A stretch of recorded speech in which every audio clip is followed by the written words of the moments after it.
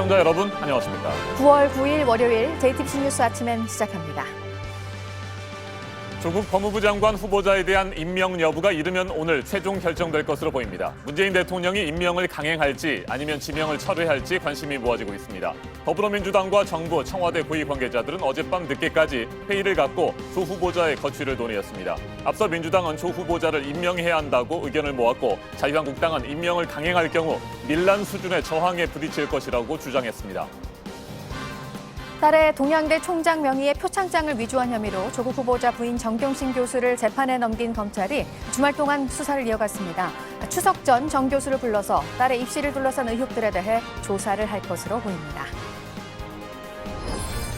기록적인 강풍을 몰고 왔던 제13호 태풍 닝닝으로 3명이 숨지고 14명이 다친 것으로 파악됐습니다. 농작물 피해 면적은 14,000헥타르를 넘어섰고 3,600여 개의 시설물도 피해를 입었습니다. 북한도 큰 피해를 입었는데 조선중앙통신은 5명이 숨지고 3명이 다쳤다고 보도했습니다. 수행비서를 성폭행한 혐의로 2심에서 실형을 선고받고 법정 구속된 안희정 전 충남지사에 대해서 대법원 선고가 오늘 나옵니다. 1, 2심 내에 판단이 달랐던 피해자 진술의 신빙성과 상관의 위력 부분 등에 대해 어떤 판결이 나올지 주목됩니다. 현대글로비스 소속 자동차 운반선 골든 레이호가 미국 조지아주 브런즈윅 항에서 출항한 뒤 인근 해역에서 균형을 잃고 선체가 80도가량 기울어졌습니다. 배에는 24명이 타고 있었는데 지금까지 20명이 구조됐고 선박 기관실에 있는 것으로 알려진 한국인 선원 4명에 대한 구조 작업이 현재 진행되고 있습니다. 북한도 자기 방어 주권이 있다며 유화 메시지를 낸 미국의 폼페이오 국무장관이 북미 실무 협상의 재개를 다시 한번 촉구했습니다. 김정은 위원장이 협상 테이블에 복귀하지 않는다면 트럼프 대통령이 매우 실망할 것이라고 말했습니다.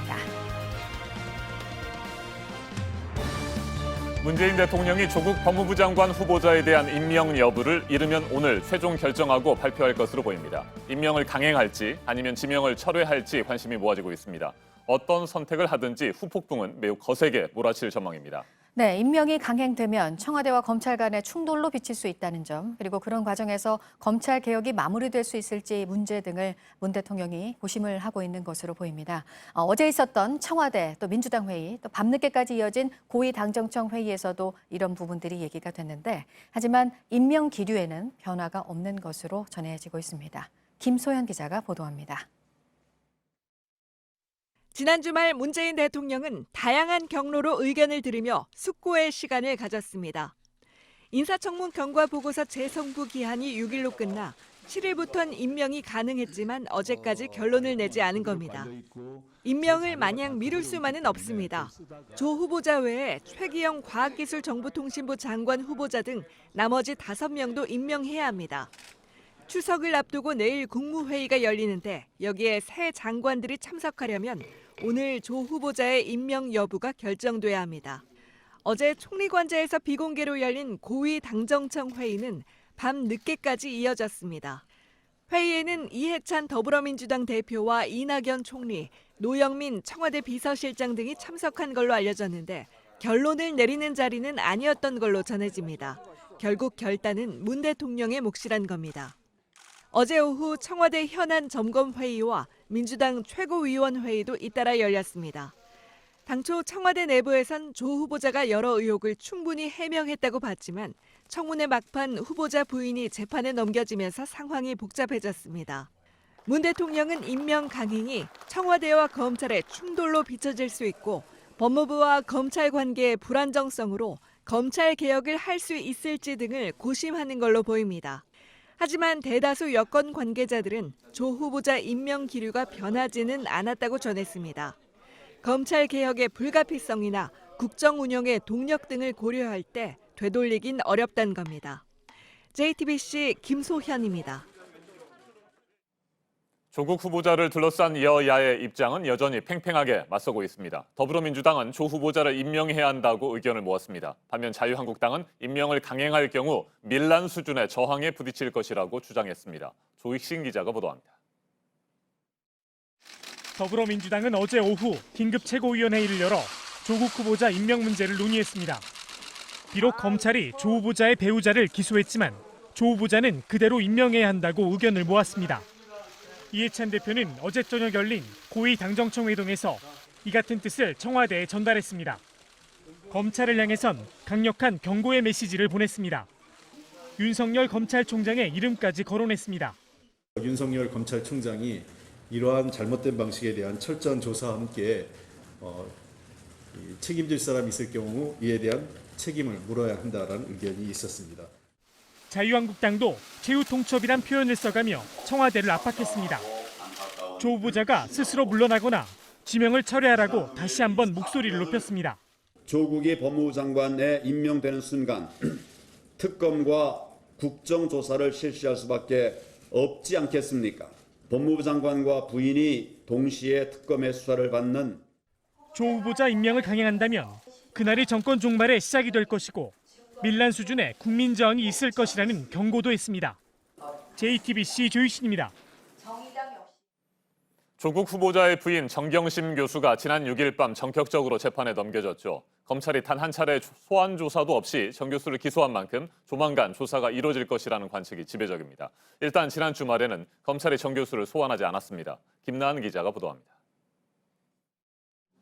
검찰은 조국 후보자의 부인인 정경심 동양대 교수를 지난 6일 사문서 위조 혐의로 재판에 넘겼습니다.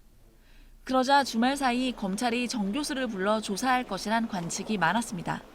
정 교수가 재판에 넘겨지기 전 검찰 소환 조사를 단 한 차례도 받지 않았기 때문입니다.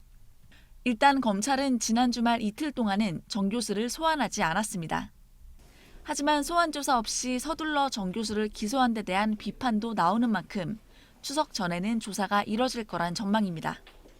정 교수에 대한 조사의 초점은 딸의 단국대 의대 논문 제1저자 등재, 동양대 표창장 위조 의혹 등 입시 관련 의혹에 맞춰질 가능성이 큽니다. 정 교수가 자신의 연구실에서 사용하던 PC를 반출한 행위도 증거를 인멸하려 한 것 아니냐는 의혹도 있습니다.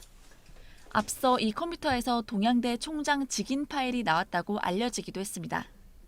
정 교수는 김광진 청와대 정무비서관의 페이스북을 통해 그 파일이 어떻게 컴퓨터에 저장됐는지 알지 못한다고 주장했습니다.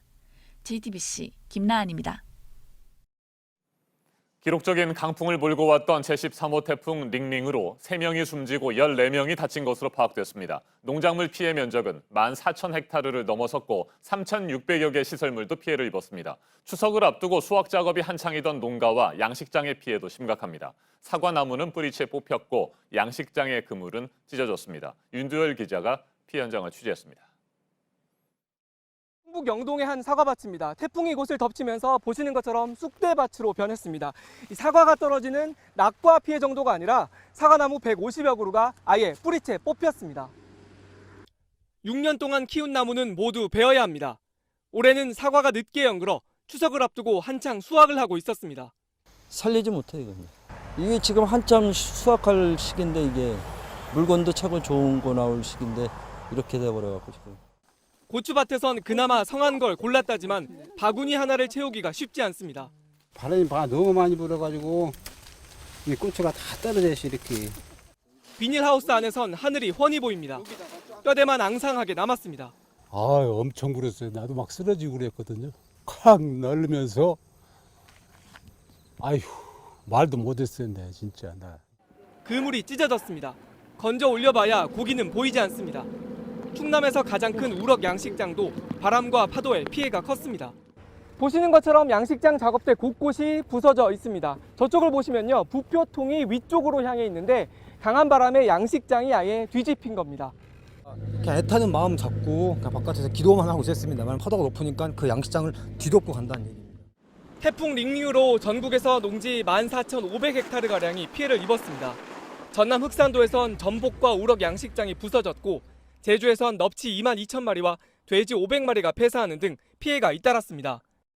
오늘부터 지자체와 보험사에서 본격적으로 집계를 시작하면 피해 규모는 더 커질 것으로 보입니다. JTBC 윤두열입니다. 태풍 링링이 한반도를 관통하면서 북한도 큰 피해를 입었습니다. 조선중앙통신은 어제까지 5명이 숨지고 3명이 다쳤다고 보도했습니다. 다른 피해 상황도 적극적으로 전했습니다. 주민들의 내부 결속과 함께 국제사회의 지원을 기대하고 있는 것으로 보입니다. 이윤석 기자입니다. 건물 지붕이 뜯겨져 날아갑니다. 커다란 나무가 뿌리째 뽑혔습니다. 가로등도 마찬가지입니다. 농경지는 쑥대밭으로 변했습니다. 태풍 링링이 핥히고 간 북한의 모습입니다. 조선중앙TV는 태풍 피해 소식을 자세히 전했습니다. 이번 태풍으로 황해 남북도 지역을 비롯한 우리나라 일부 지역들에서 적지 않은 피해를 받았습니다. 피해 상황을 빠르게 보도한 것도 이례적이지만 방송 자체도 달라졌습니다. 2명의 앵커가 스튜디오가 아닌 곳에서 모니터를 배경으로 진행을 합니다. 복구 작업에 투입된 인민군의 모습도 바로 공개했습니다. 전형적인 재난특보 형식입니다. 북한에서 쉽게 볼 수 없었던 장면인 만큼 다양한 분석이 나옵니다. 김정일 시대에는 제 소식을 짤막하게 보도하는 특징이 있었다면 있는 그대로 조금 보여주려는 것이 아니겠느냐 생각되고, 내부적으로는 체제 결석을 끄면서 국제사회부터 지원을 언대해서 가지고 투명성 제고. 이런 가운데 태풍 링링의 여파로 북한의 식량난이 더 심해질 것이란 우려가 나옵니다. JTBC 이윤석입니다. 네, 1심에서는 무죄가 나왔지만 2심에서는 실형을 선고받고 법정 구속돼 있습니다. 수행비서를 성폭행한 혐의를 받고 있는 안희정 전 충남지사. 오늘 대법원 판결이 나오는 날입니다. 피해자 진술의 신빙성, 또 이른바 상관의 위력에 대해서 1, 2심에서 다른 판단이 나왔었고 오늘 대법원 선고는 어떨지 관심이 집중되고 있습니다. 공다솜 기자입니다. 지난해 8월 수행비서를 수차례 성폭행한 혐의를 받는 안희정 전 충남지사에 대한 1심 선고 결과가 나왔습니다. 재판부는 피해자 김지은 씨의 진술의 신빙성이 없다며 10차례의 성폭행 혐의 모두에 대해 무죄를 선고했습니다. 1심 재판에선 피고인인 안 전 지사에 대한 신문 없이 피해자 신문만 이뤄졌습니다. 6개월 뒤 서울고등법원의 2심 재판 결과는 완전히 달랐습니다. 재판부는 안 전 지사와 김 씨를 모두 법정에 불러 당시 상황을 직접 묻고 답을 들었습니다. 그 결과 피해자의 진술이 구체적이라며 모두 인정하고 안 전 지사의 진술은 믿을 수 없다고 결론냈습니다. 그러면서 10차례 성폭행 중 9차례를 유죄로 판단했습니다. 재판부는 징역 3년 6개월의 실형을 선고하고 안 전 지사를 법정 구속했습니다. 1심 재판부가 인정하지 않은 이른바 상관의 위력에 대해서도 2심 재판부는 안 전 지사의 사회적 지위나 권위 자체를 무형적 위력이라고 판단했습니다. JTBC 공다솜입니다. 현대글로비스 소속의 대형 자동차 운반선이 미국 동부 해안에서 선체가 기우는 사고가 났습니다. 침몰하지는 않았습니다. 타고 있던 24명 가운데 4명은 아직 구조가 되지 않은 상황인데 모두 한국인인 것으로 전해졌습니다. 선박 기관실에 있는 것으로 파악됐습니다. 이재승 기자입니다. 현지 시간 8일 새벽 1시쯤 미국 조지아주 브런즈윅 항 부근에서 현대글로비스 소속 골든레이호가 옆으로 넘어졌습니다. 사고는 골든레이호가 내항에서 외항으로 나가던 도중 브런즈윅 항구로부터 1.6km 떨어진 수심 11m 해상에서 발생했습니다. 선체가 왼쪽으로 80도가량 기울어졌습니다. 길이가 200m에 이르고 전폭이 30m가 넘는 대형 선박이 왜 균형을 잃었는지는 아직 확인되지 않고 있습니다. 해안경비대 측은 이미 출항 당시부터 배가 기울어져 있었다고 밝혔습니다. The Coast Guard Command Center in Charleston received a report that the vessel on its departure had heavily rolled to starboard and was leaning on its correction. 배에는 24명이 타고 있었습니다. 우리 외교부는 한국인 선원 6명과 필리핀 선원 13명, 미국인 도선사 1명 등 20명이 구조됐다고 밝혔습니다. 또 한국인 선원 4명은 기관실에 있는 것으로 확인돼 미국 해안경비대가 구조 작업을 진행하고 있다고 전했습니다. 다만 연기와 불꽃 탓에 구조대원들이 선내에 진입하는 데 어려움을 겪고 있습니다. 해안경비대 측은 브리핑에서 선체 내부로 진입하지 못한 상황에서 화재의 완전 진화 여부를 확인하기 어렵다고 설명했습니다. 골든레이어는 7만 톤급 자동차 운반선으로 한 번에 7,400대를 운반할 수 있습니다. 사고 당시 차량 4천여 대를 선적했는데 차량의 피해 여부는 확인되지 않고 있습니다. JTBC 이재승입니다. 북한을 협상 테이블로 나오게 하려는 미국 폼페이오 국무장관의 발언이 이어지고 있습니다. 앞서 북한도 스스로를 방어할 주권을 갖는다면서 비핵화를 하면 얻을 것들을 언급한 이후 이번에는 조만간 미국과 북한이 마주 앉을 수 있길 기대한다면서 김정은 위원장이 그렇게 하지 않는다면 트럼프 대통령이 매우 실망할 것이라고 말했습니다. 워싱턴 임종주 특파원이 전해왔습니다. 폼페이오 장관은 미 ABC 방송과의 인터뷰에서 며칠 아니면 몇 주 안에라도 북한과 협상 자리로 돌아가기를 희망한다고 말했습니다. 트럼프 대통령이 체제 안전과 경제적 번영을 약속했다고도 언급했습니다. 그러면서 김정은 위원장이 협상에 복귀하지 않으면 트럼프 대통령이 매우 실망할 것으로 생각한다고 밝혔습니다. 또 북한의 잇단 단거리 미사일 발사에 실망했다며 중단하기를 바란다고 덧붙였습니다. 폼페이오 장관은 앞서 라디오 방송 인터뷰에선 비핵화의 상응 조치로 체제 안전 보장을 제공할 수 있음을 거듭 확인했습니다. In fact, what will provide them security is coming to a set of understandings with the United States and with the world to denuclearize. 특히 모든 나라가 자기 방어 주권을 가진다며 북한의 자위권을 인정하는 듯한 언급도 했습니다. 이달 중순 개막하는 유엔 총회를 앞두고 유화적인 신호로 북한의 태도 변화를 이끌어내겠다는 뜻으로 읽힙니다. 폼페이오 장관은 아프간 무장 세력 탈레반과의 평화 협상은 중단했다고 밝혔습니다. 앞서 트럼프 대통령은 미군 인명 피해를 낳은 지난주 카불 폭탄 테러를 문제 삼아 탈레반 주요 지도부와 예정돼 있던 휴일 비밀 협상을 전격 취소했습니다. 워싱턴에서 JTBC 임종주입니다. 네, 미국에서 대북 협상을 진두지휘하고 있는 폼페이오 국무장관, 북한의 비핵화 협상 복귀를 촉구했다는 소식 방금 들으셨습니다. 그런데 상원의원에 출마할 것이라는 얘기가 계속 나오고 있는데요. 본인이 아니라고 선을 긋지도 않았습니다. 북미 협상의 핵심 인물인 만큼 관심을 가질 수밖에 없는데 보도 연결해서 자세히 알아보도록 하겠습니다. 안태훈 기자, 만약에 폼페이오 장관이 출마를 하면 국무장관 자리에 이 볼턴 백악관 국가안보보좌관이 가고 싶어 한다는 그런 보도도 나왔어요. 네, 그렇습니다. 우선 폼페이오 장관의 발언부터 짚어보도록 하겠습니다. 폼페이오 장관은 언론 인터뷰에서 상원 의원 출마설에 대한 질문에 모호하게 답했습니다. 트럼프 대통령이 원하면 국무장관을 계속할 것이다라고 말한 것입니다. 폼페이오 장관은 최근 자신의 정치적 고향인 캔자스주를 찾아서 대학 강연을 비롯해서 지역 언론들과의 인터뷰를 소화하면서 상원 의원 출마설에 또다시 불을 지폈습니다. 미 공화당은 지난해 11월 캔자스주에서 민주당 후보가 주지사에 당선되자 상원 의원 선거에는 당선이 유력한 후보를 내려는 그러한 상황입니다. 폼페이오 장관의 상원 의원 출마 여부는 교착 상태에 놓인 북미 협상과 관련해서 적지 않은 여파가 있을 수 있는 사안이기도 합니다. 한편 미 CNN 방송은 최근 볼턴 백악관 국가안보보좌관은 폼페이오 장관이 상원 의원에 출마하면 공석이 될 국무장관직을 맡고 싶어 한다고 소식통을 인용해 보도하기도 했습니다. 네, 미국이 이란과의 원유 거래를 막는 제재를 다시 한번 강조를 했습니다. 핵 합의를 유지하고 싶은 유럽이 미국과 이란 사이에서 동시에 압박을 받고 있는 상황이죠? 네, 그렇습니다. 이란에 대한 압박을 계속할 것이다. 그리고 예외는 없다. 이렇게 미 재무부가 밝혔습니다. 또 이란과 원유 거래를 하는 전 세계 모든 회사에 보내는 예리한 경고다라고 지적하기도 했습니다. 강조하기도 했고요. 그러면서 이란의 원유 수출은 곤두박질 치고 있다라고 주장했습니다. 이에 맞서 이란은 올해 들어 세 차례에 걸쳐 핵합의 이행 수준을 축소해 유럽의 이란산 원유 수입 재개를 요구하고 있는 모습입니다. 이란과 원유 거래를 하던 유럽은 미국과 이란 양측에 강한 압박을 받는 분위기입니다. 이 밖에 새로운 소식들은 잠시 후 8시쯤에 다시 연결을 해서 전해드리도록 하겠습니다. 지금까지 아침에 지금 JTBC 안태훈입니다. 이번에는 오늘 아침 체크해봐야 할 뉴스들을 분야별로 살펴보겠습니다. 먼저 정치 분야입니다. 외교부에서 미국을 담당하는 북미 국장과 일본을 담당하는 아시아 태평양 국장이 이례적으로 함께 미국을 방문한 것으로 전해졌습니다. 한국 정부가 미국의 반대에도 불구하고 지소미아 종료를 결정한 데 대해 일본의 책임이 크다는 점을 설명하고 일본이 수출 규제 조치를 철회하면 한국도 지소미아 종료를 재검토할 수 있다는 입장을 미국 측에 전달한 것으로 알려졌습니다.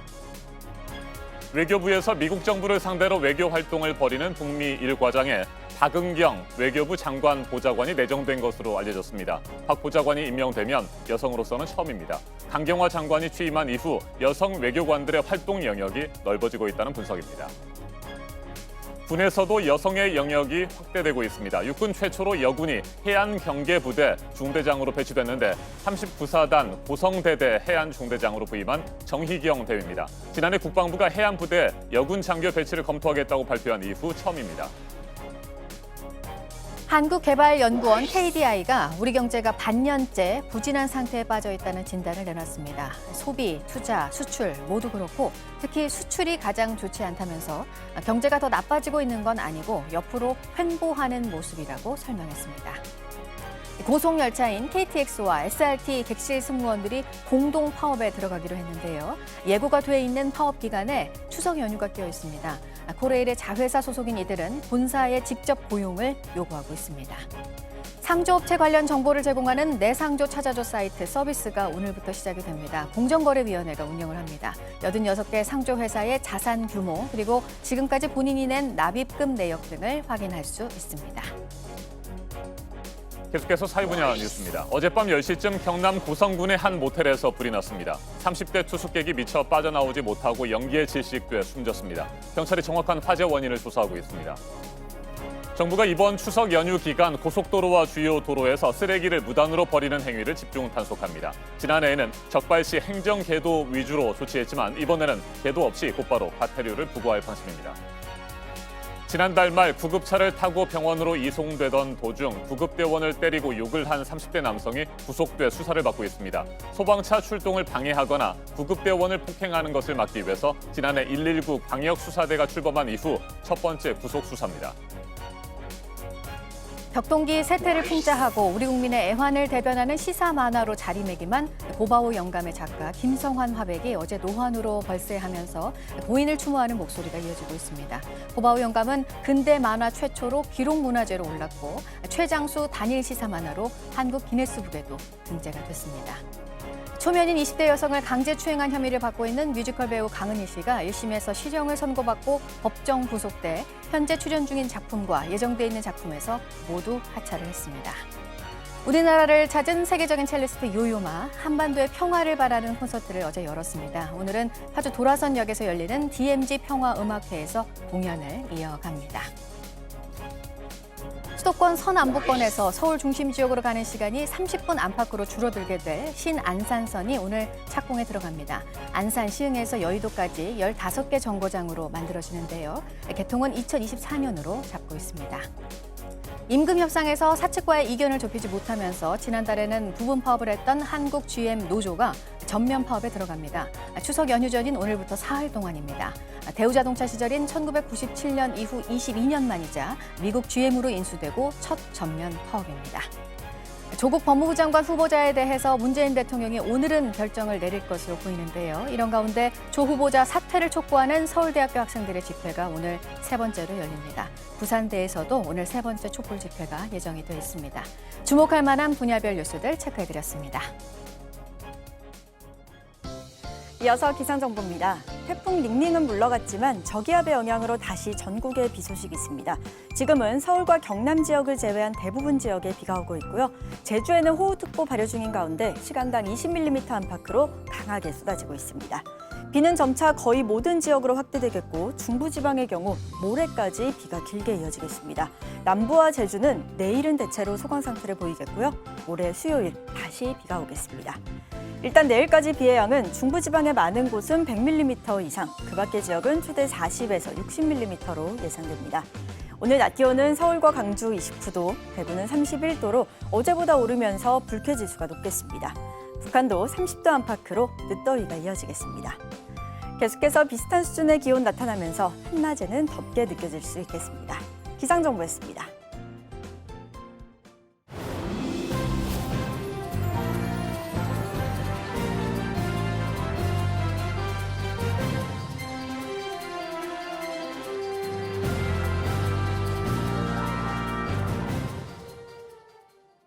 자유한국당 장제원 의원의 아들 가수 장용준 씨가 그제 새벽 술에 취한 상태로 운전을 하다 사고를 냈는데 논란이 갈수록 커지고 있습니다. 장 씨가 사고 이후 운전자를 바꿔치기 했다는 의혹까지 나와 경찰도 수사를 하고 있습니다. 장 씨는 가수 활동을 중단하겠다고 사과했지만 비난은 가라앉지 않고 있습니다. 조보경 기자입니다. 장 씨가 음주 상태에서 사고를 낸 건 새벽 2시 반쯤입니다. 사고 직후 경찰이 도착하자 장 씨는 사고 현장에 함께 있던 A 씨를 운전자로 지목했다고 합니다. A 씨 역시 자신이 운전했다고 주장했습니다. 하지만 경찰 조사 결과 A 씨는 사고 당시 차에 타고 있지도 않았습니다. 사고가 난 뒤 갑자기 나타난 A씨가 운전을 했다고 주장한 겁니다. 장 씨는 조사가 계속되자 본인이 운전했다고 털어놨습니다. 장 씨 어머니 역시 변호사와 함께 경찰에 찾아와 아들이 운전한 게 맞다고 인정했습니다. 이들이 일부러 운전자를 바꿔치기 했다면 처벌을 받을 수 있습니다. 장 씨는 또 오토바이 운전자에게 아버지가 국회의원이다, 돈을 줄 테니 합의하자고 말한 걸로 알려졌습니다. 법적 책임을 묻기 어렵지만 온라인에서는 비판이 잇따랐습니다. 의원직을 사퇴해야 한다는 주장도 나왔습니다. 장 씨는 소속사 페이스북을 통해 수사 과정에 성실히 임하고 모든 활동을 중단하겠다고 밝혔습니다. 운전자 바꿔치기 논란 등에 대해서는 별도의 입장을 내놓지 않았습니다. 경찰은 장 씨를 추석 이후 불러 다시 조사하겠다고 밝혔습니다. JTBC 조보경입니다. 우리 공화당이 어젯밤 10시 반쯤 서울 광화문 광장에 조립식 천막 3개동을 또 설치했습니다. 이는 지난달 5일 제8호 태풍 프란시스코 북상 당시 피해를 우려해 천막 2개동을 철거한 지 한 달여 만입니다. 우리 공화당 측은 세종문화회관 앞에 설치한 몽골식 텐트에 대해서는 종로구청에서 여러 차례 철거 계고장을 보내온 만큼 협의를 거쳐 오늘 오전 중 철거하겠다고 밝혔습니다. 암과 심장병으로 투병하던 노부부가 아파트에서 함께 추락하는 사건이 발생했습니다. 서울 동대문경찰서에 따르면 어제 동대문구의 한 아파트 건물 입구에서 이 아파트에 살던 70대 남성 A씨와 60대 여성 B씨 부부가 쓰러진 채 숨져 있는 것을 주민이 발견해 경찰에 신고했습니다. 현장에서는 별다른 타살 정황이 발견되지 않았고 B씨의 주머니에서는 하느님 곁으로 간다는 내용의 유서가 발견됐습니다. 경찰 조사 결과 B씨는 오래전부터 위암으로 투병 생활을 해왔고 남편 A씨도 심장 질환으로 병원에서 통원 치료를 받아온 것으로 파악됐습니다. 홍남기 경제부총리 겸 기획재정부 장관이 태풍 링링 피해 지역 지원과 관련해 재정, 세제 측면에서 관계부처가 신속하고 적극적으로 뒷받침해달라고 말했습니다. 홍 부총리는 어제 오후 정부 서울청사에서 정책점검 간부회의를 열고 태풍 피해 상황과 복구 지원 방안을 논의하며 이같이 밝혔습니다. 우선 정부는 피해 주민에게 긴급구호가 필요한 경우 행정안전부의 재난안전특별교부세와 재난구호비가 지원될 수 있도록 할 방침입니다. 정치 사회적으로 논란이 뜨거운 이슈에 대해 다양한 목소리를 들어보는 맞짱 토론 시간입니다. 조국 법무부 장관 후보자에 대한 국회 인사청문회가 지난 6일 진행됐고 지난 7일부터는 대통령의 시간입니다. 문재인 대통령은 이르면 오늘 조 후보자의 임명 여부를 최종 결정하고 발표할 것으로 보입니다. 임명 강행 또는 지명 철회 둘 중에 하나를 선택해야 하는데 어떤 결론이 내려지더라도 후폭풍은 거셀 전망입니다. 먼저 출연자들을 소개해드립니다. 제 오른쪽입니다. 차재원 부산가톨릭대 초빙 교수 나오셨습니다. 안녕하십니까? 안녕하세요. 네. 그리고 제 왼쪽입니다. 김홍국 경기대 겸임 교수입니다. 네, 안녕하세요. 네, 어서 오십시오. 문재인 대통령의 고심이 깊어지면서 당초 어제 조국 후보자를 임명할 가능성이 높다는 예상은 빗나갔습니다. 하지만 이르면 오늘 임명을 제거할 것이라는 관측이 여전히 지배적입니다. 더불어민주당은 임명 적격이라는 입장이지만 자유한국당은 임명이 강행될 경우 밀란 수준의 저항이 있을 것이라며 강경 투쟁을 예고하고 있습니다. 조국 후보자를 둘러싼 거취 문제로 여야의 강대강 대치가 이어지고 있습니다. 본격적인 토론 시작하겠습니다. 앞서 제가 말씀을 드린 것처럼 지난 7일 0시부터 대통령의 시간입니다. 일단 주말은 지나갔고요. 이르면 오늘 문 대통령이 최종 결정할 것으로 보이는데 어떻게 전망하시는지 먼저 두 분의 의견을 듣겠습니다. 먼저 차재원 교수님. 예, 지금 뭐 사실 그 다수의 관측은 어제 그러니까 지금 이 임명을 강행할 가능성이 높다는 그 전망이 있었습니다만 그런 기류가 좀 바뀌고 있다. 그렇다고 한다면 아마도 제 생각에는 문재인 대통령이 사실은 지명 철회 쪽으로 약간은 좀 이 좀 그 심중이 조금 더 그쪽으로 옮겨가고 있지 않을까 하는 생각을 해봅니다. 아하. 그 이유는 대체로 한 4가지 정도를 들 수 있는데 첫 번째 여론입니다.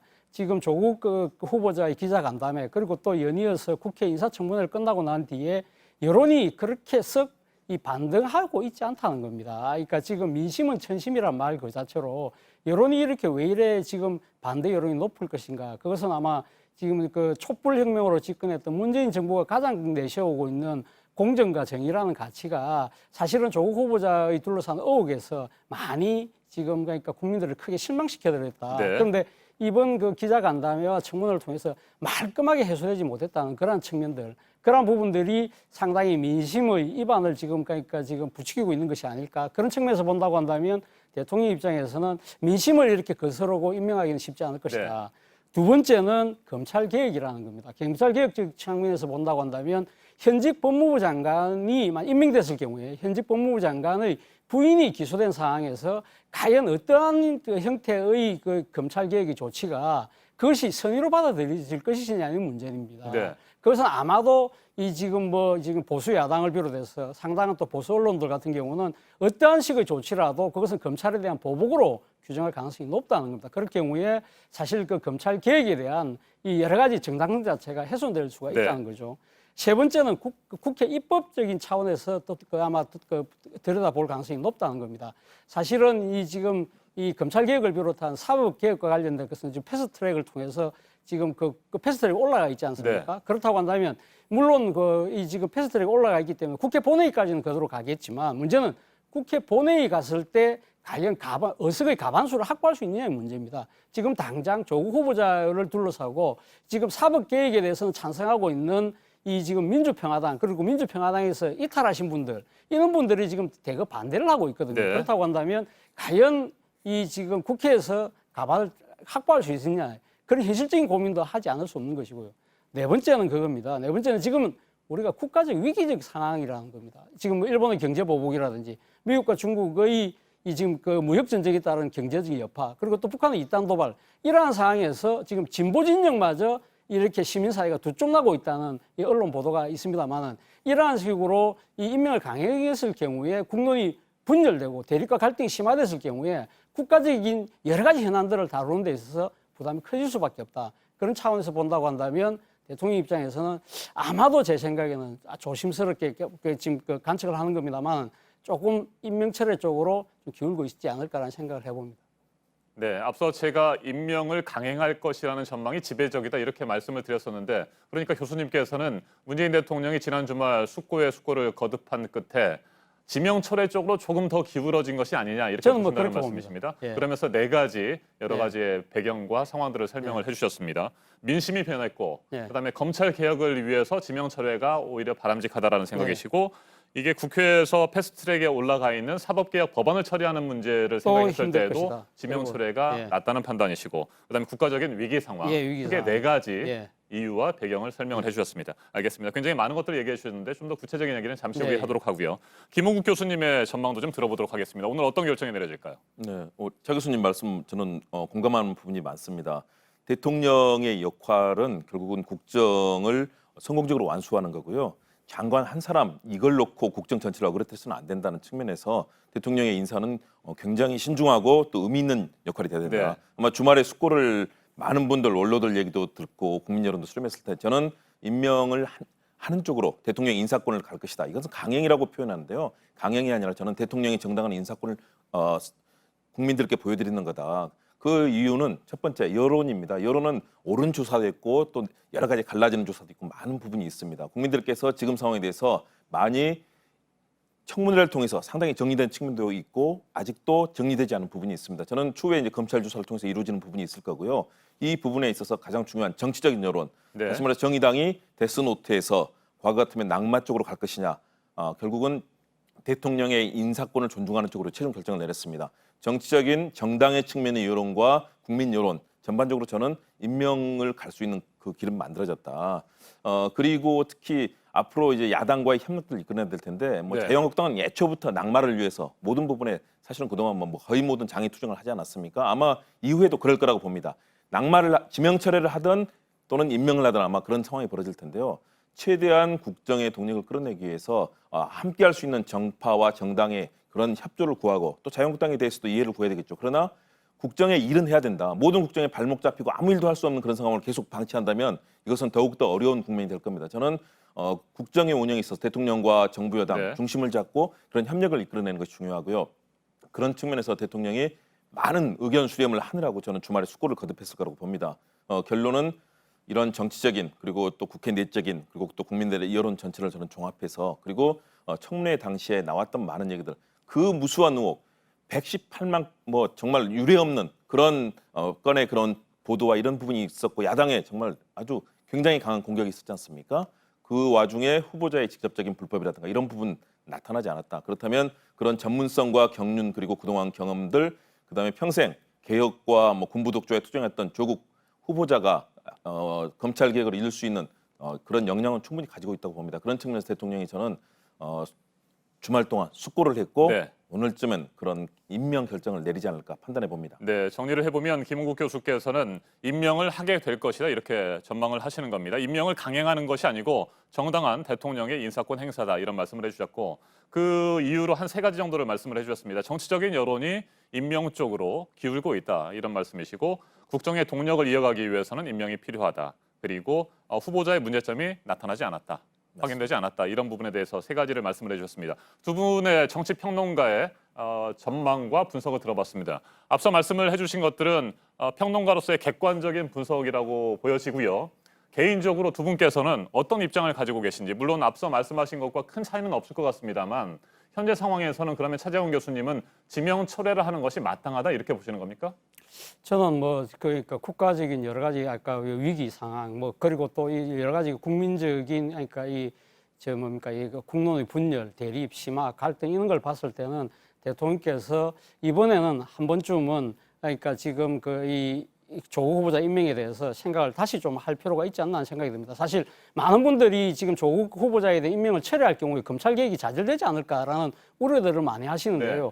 저는 만약에 대통령께서 결단을 하시든 아니면 조국 후보자가 본인 스스로가 자진 사퇴를 하든 그 자체가 사실 어떻게 보면 대통령께서 지난번 윤석열 총장을 임명하면서 이야기했던 살아있는 권력에 대한 엄정함에 대한 이 나름대로 권력이 어떤 식으로든 우리가 양보한다는 모습을 보여주는 것이죠. 그렇다고 한다면 이제부터는 우리는 그러니까 대통령 입장에서는 대통령 자신의 임명권 자체를 내려놓았다. 그러니까 업찬마속의 네. 자체를 했다. 그렇다고 한다면 이제는 검찰의 기득권을 어떻게 내려놓을 것인가를 물어볼 수 있는 오히려 당당한 위치에 서줄 수 있지 않을까 하는 생각이 든다는 것이죠. 그런 측면에서 봤을 때라도 저는 검찰 개혁을 정말 제대로 하기 위해서라도 대통령의 결단이 필요한 시점이 아닐까 하는 생각이 듭니다. 네, 김은국 교수께서는 정당한 인사권을 행사해서 조국 후보자를 임명할 필요가 있다는 입장이십니까? 그렇습니다. 저는 청문회 전까지는 청문회를 지켜봐야 한다. 그리고 거기에서 나오는 야당의 의혹 제기, 그 또 수많았던 언론의 의혹 제기에 대해서 과연 어떤 답이 나올 것인가, 정말 밝혀질 것인가, 그리고 조국 후보자의 태도와 국정에 임하는 그 자세에 대해서 많은 그런 관찰을 가지고 청문회를 내내 지켜보고 또 판단을 해봤습니다. 네. 그 결과 국정의 흔들림 없는 수행, 사실은 그동안의 자유한국당의 이런 발목 잡기, 거의 모든 장애투쟁과 국회 보이콧으로 인해서 입법에 어려움이 있었습니다.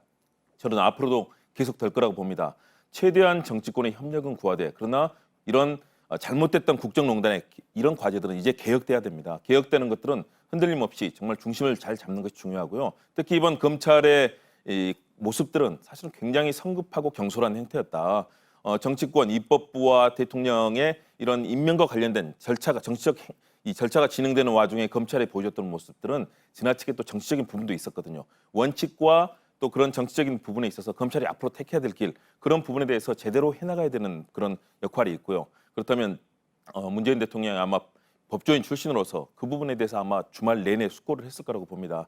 그 부분과 또 조국 후보자의 평생의 삶과 이번에 나타났던 여러 가지 과정들을 본다면 이런 이 검찰 개혁에 대한 그동안에 얘기했던 부분들을 해나갈 수 있는 역량은 있다. 대신에 정치권 환경은 좋지 않습니다. 결국 그것은 정치권과 또 우리 국민들이 개혁을 위해서 함께 만들어 나가야 될 과정이다. 이미 이 모든 과정은 내년 4월 총선을 겨냥해서 야당의 전략, 여당 이 모든 것이 맞붙이는 상황이거든요. 그 부분에 대해서는 사회적 지혜도 모아나갈 필요가 있다고 봅니다. 알겠습니다. 다음 주제로 넘어가 보겠습니다. 지난 6일 조국 후보자에 대한 국회 인사청문회가 끝나기 직전 조 후보자의 부인이 재판에 넘겨졌습니다.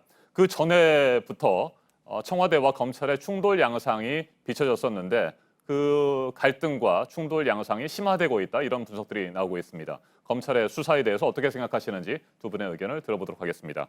차 교수님, 예. 어떤 의견이십니까? 저는 뭐 검찰의 이번 수사 자체는 상당히 부적절했다는 생각을 계속 갖고 있습니다. 그리고 특히 인사청문회가 끝나자마자 조국 후보자의 부인에 대해서 기소를 감행한 부분은 저는 물론 공소시효라는 문제를 이야기를 하지만 그건 저는 형식상의 논리가 아닐까 하는 생각이 들고요. 지금 사실 어떻게 보면 이번에 이 지금 조국 후보자를 둘러싼 여러 가지 의혹에 대해서 사실은 이 지금 검찰의 수사가 상당히 이례적이었다는 겁니다. 보통 보면은 이렇게 고발 사건이 들어오고 하면, 그리고 또 고발의 당사자가 지금 이게 국회 인사청문 과정에 가 있는 이 지금 공직 후보라고 한다면 그러한 부분들은 청문 절차가 다 끝나고 난 뒤에 해도 하는 것이 이 나름대로 검찰의 그러니까 그동안 행태였는데, 그리고 특히 지금 조국 후보자는 법무장관 후보자예요. 어떻게 보면 이 지금 검찰은 이 지금 법무장관의 이 관할과 감독을 받아야 될 관청이에요. 그렇다고 한다면 이 섣부른 수사 자체가 조국 후보자에 대한, 쉽게 말해서 법무장관 후보자에 대해서 검찰이 가부를 판단하는 모양새가 되고 있다는 겁니다. 이러한 것은 이낙연 총리가 이야기했듯이 그 검찰이 직접적인 정치적 일을 하는 것이 아니냐는 그러한 비난을 받아도 타당한 것이 아닐까 하는 생각이고요.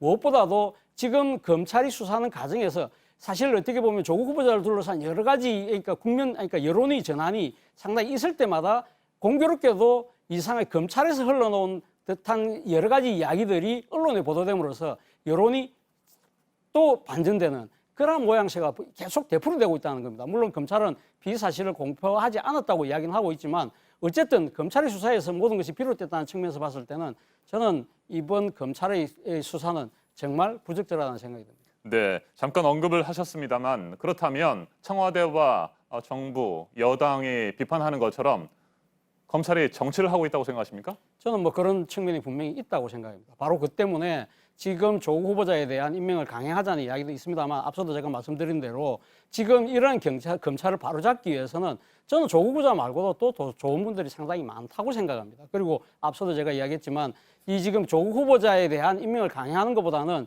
차라리 이 조국 후보자를 지명을 철회하고 나서 여기서 확보한 나름대로 그러니까 정치적 정당성과 도덕성을 가지고 검찰의 잘못된 행태를 개혁하는 것이 오히려 낫지 않을까 하는 생각이 든다는 겁니다. 네, 문재인 대통령이 윤석열 검찰총장을 임명하면서 살아있는 권력에 대해서도 엄정한 수사를 당부하지 않았습니까? 네. 그런 측면에서 본다고 한다면 원칙적으로 수사를 하고 있다 이런 평가도 있는데 이거에 대해서는 어떻게 생각하십니까?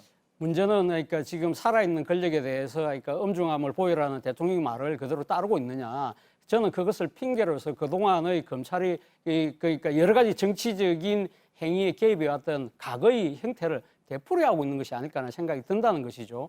그렇기 때문에 이번에 그러니까 지금 검찰의 행태에 대해서는 저는 뭐 그러니까 이 조국 후보자의 지명과 철회의 그 여부를 떠나서 이 문제는 별개로 이 검찰 개혁 과정에서 분명히 그러니까 지금 한번 논의되고 이 부분에 대해서 잘잘못을 따져볼 필요가 있지 않을까 생각은 듭니다. 알겠습니다. 크게 세 가지 질문을 드렸고요. 똑같은 질문을 김홍국 교수께도 드려보도록 하겠습니다. 먼저 검찰과 청와대 충돌 양상에 대해서 어떻게 생각하십니까? 일단 검찰 부적절했다고 판단합니다. 왜냐하면 인사청문회는 입법부, 다시 말해서 대통령의 이 고위직 공무원에 대한 인사 과정에서 결국 입법부의 검증을 받는 시간이거든요. 그렇다면 입법부가 검증을 나서는 인사청문회 진행 직전부터 전방위적인 압수수색, 거의 뭐 국가적인 큰 범죄자 내란 수준, 저는 그럴 정도로 전방위적인 압수수색과 모든 게 이루어졌다. 전례 없는 일이었습니다. 더군다나 후보자의 부인에 대해서 인사청문회 종료 직전에 본인에 대한 피의자 조사, 최소한도 피의자로서 또 그 고발이 어땠습니까? 사실은 거의 모든 고발 11건이 이루어졌는데요. 거의 모두 자유한국당과 김진태, 주광덕 의원, 다시 말해서 자유한국당 의원들에 의해서 이루어진 어떻게 보면 정치적인 고소 고발 사건이었습니다. 그렇다면 이미 이것이 정치적인 사안이 돼 있는데 검찰이 엄정한 그런 수사를 한다면서 입법부에서 진행되는 인사청문 과정을 어그러 놓았다. 네. 그리고 매사에 개입이 된 부분들 정말로 부적절하다고 생각합니다. 검찰은 최소한도 입법부에서 진행되는 과정은 지켜본 뒤에 최소한도 절차를 존중해야 됐습니다. 그런데 모든 절차를 사실상 검찰의 마음대로 그동안 보여줬던 검찰의 무소불위의 검찰 조직 이기주의적인 행태가 이번엔 저는 다시 드러났다고 봅니다. 그런 측면에서 이번 검찰의 행태, 더군다나 수많은 피의 사실 공표, 검찰에서는 그러지 않았다고 하지만 사실상 검찰을 통하지 않고는 나올 수 없는 얘기들이 지금도 흘러나오고 있고 이것이 결국은 후보자를 공격하는 데 다 이용이 되고 있습니다. 그런 측면에서 저는 검찰은 수사는 엄정하게 하되 그러나 이것이 사회에 미치는 정치적인 과정이라든가 이 부분에 대해서는 정말 신중할 필요가 있거든요. 그런데 이것이 정치적으로 악용되거나 활용되고 있다라는 측면에서 검찰의 이번 사안은 굉장히 부적절했다라고 판단하고요. 네. 그렇기 때문에 검찰 개혁의 필요성을 더욱더 국민들께 보여준 것 아니냐 이런 판단을 합니다. 네, 그렇다면 검찰이 정치를 하고 있다는 비판에 대해서도 동의를 하십니까? 동의합니다. 왜냐하면